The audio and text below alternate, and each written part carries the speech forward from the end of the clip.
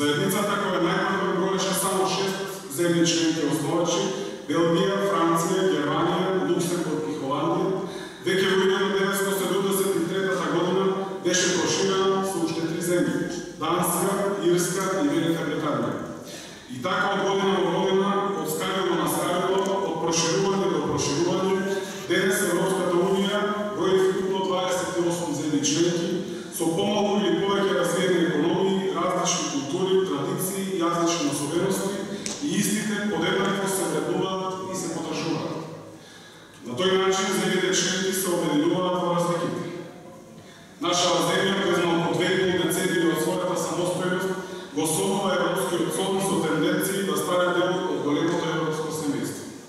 Иако Македонија е земја кандидат за членство во Унијата од декември 2005 година, се уште нема добиено датум за почеток на преговори со ЕУ и покрај препораките од Европската комисија.